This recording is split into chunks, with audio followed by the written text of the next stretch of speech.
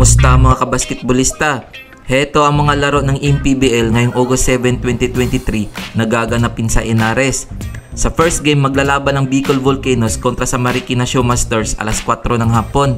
Sa second game naman, magtutuos ang Bacoor City Strikers kontra sa Bacolod Mascaras alas 6 ng gabi. Sa main game, maglalaban ng Sarangani Marlins kontra sa Rizal Golden Colors alas 8 ng gabi. Kung umabot ka dito sa video na to, mag-like na at subscribe.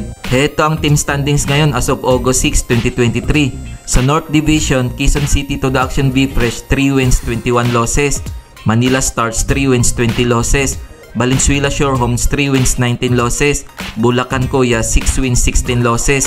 Paranaque Patriots 9 wins, 14 losses. Rizal Golden Colors 10 wins, 13 losses. One Bataan Risers 10 wins, 12 losses. Marikina Showmasters 12 wins, 10 losses. Pasay Voyagers 13 wins, 9 losses. Caloocan City 16 wins, 7 losses.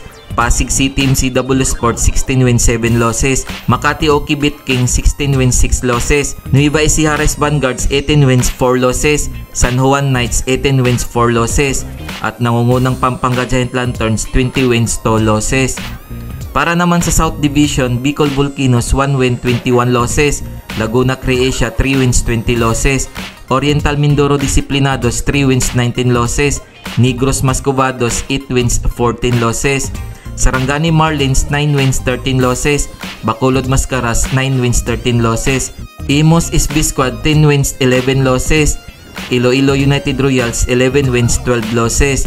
Muntinlupa Kidgers 12 wins, 9 losses. Quezon Huskers 15 wins, 6 losses. Zamboanga Families Bransardines 16 wins, 6 losses.